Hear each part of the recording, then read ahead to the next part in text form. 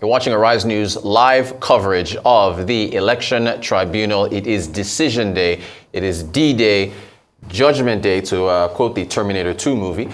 We've been filming, or rather taking live, the petitions that they've been unraveling, according to the tribunal, the judges at the tribunal. And now we're going to have, of course, our correspondent on the ground, boots on the ground, Godfrey Eshiemoghie, who has been following up with what's been going on. Godfrey, good morning to you. You've been there all day. You were on the morning show giving us a preview. Now we've heard some of the proceedings.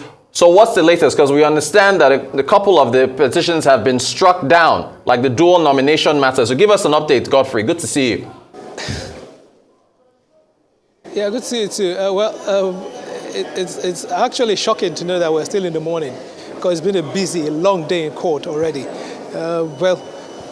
Just one petition has so far been dismissed. That's the petition of the Allied People's Movement. That's the petition that is challenging the nomination, the joint ticket of Tinubu and Kashim Shettima on grounds of double nomination. They had said Kashim Shettima had a senatorial candidacy on board when he got nominated as vice presidential candidate or vice presidential running mate of Bola Tinubu, the now Nigeria's current president, to run for the presidency.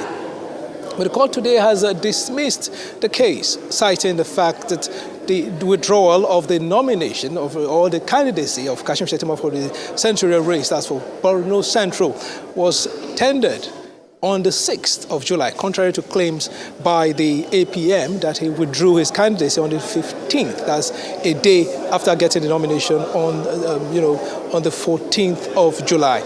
Basically, so that more like dismissed that, referring back to the decision of the Supreme Court on the 26th of May, which had similarly dismissed the same double nomination case against Kashim Shettima and the APC, basically to challenge the joint ticket of Bola Tinubu for the presidency. Well, of course, the court also stated very clearly in strong terms that any other political party, save for a candidate or save for an aspirant who ran for the party primary, has the local standing or the legal right to challenge nomination, stating clearly that it is a pre-election matter, that only the Federal High Court and not the Election Tribunal or Election Petition Court, as the case may be, has the jurisdiction to handle matters of such nature. These are the grounds for dismissing the case for lacking in merit.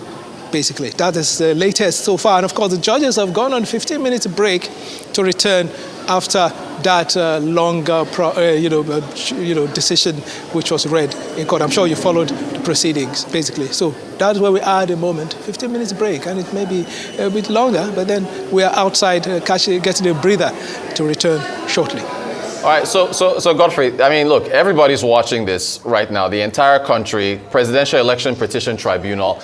And I think you came on at about, was it 9 o'clock or 8:30? So that was about 3 hours ago. So for the last 3 hours, they've been reading all these petitions, and you're telling me that only one petition has been dismissed so far after 3 hours. So how long could we possibly be here? Is it going to be like the election results where we're waiting for like 2 days to find out who was declared the winner? What's the timeline here, Godfrey? Help us out. Help us, please. Well, I pray I pray for all our sakes. I pray it doesn't get to that where we have to wait for days to get judgment.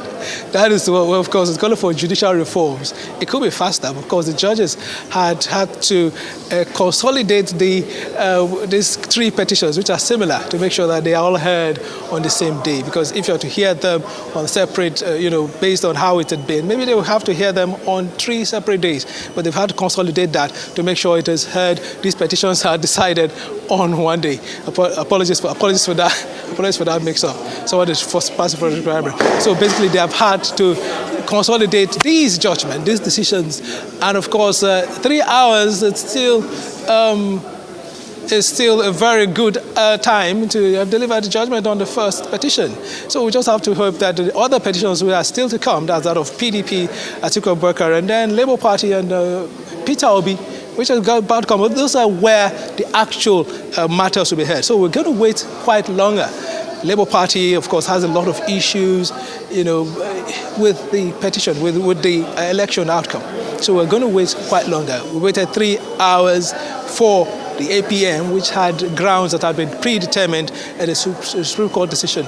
While Labour Party, they are bringing very new issues. So we have to wait quite longer, maybe 3, 4, 5 hours for Labour Party, and then that article will come.